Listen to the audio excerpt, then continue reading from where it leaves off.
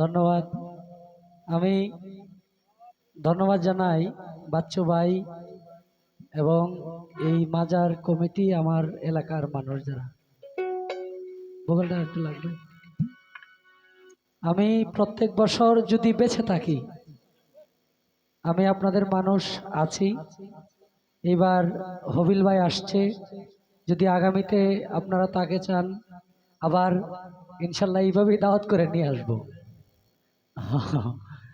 লগে সালাম সরকার, সুনীল কর্মকারও আসবে ইনশাল্লাহ আগামীতে। এইবারই আনতাম, কিন্তু ওই যে প্রত্যেকদিন প্রোগ্রামের ঝামেলায় কাউরে, ভাইও প্রত্যেকদিন গান গাইতেছে, আমিও সেম অবস্থা। কারণ আমরা এই 3-4টা মাস হলো আমাদের সারা সিজনের হিসাব। তো এই কারণে অত্যন্ত শান্তি মন নিয়ে আমি ধন্যবাদ জানাই আমার ভাই যে আমার কথা রাখছে, এইভাবে শুধু বেহালাটা নিয়ে চলে আসছে। এটা আসলে বর্তমানে এই সিজন টাইমে কোনো শিল্পী যায় না। আমারে অনেক জায়গায় বলে যে সিঙ্গেল আমি সম্ভব না, হ্যাঁ।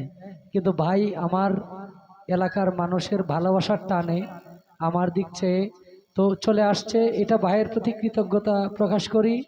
আর ধন্যবাদ জানাই আপনারা যে এখনো আছেন।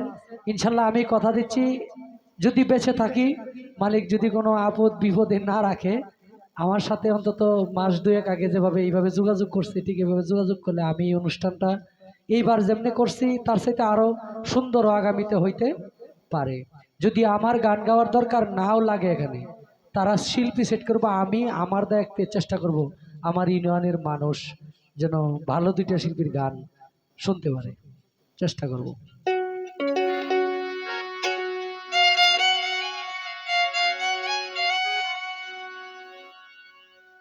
আমার ভাই হবিল সরকার ভাইয়ের উস্তাদ, যিনি মামা সালাম সরকারের কয়েকটা গান গাই।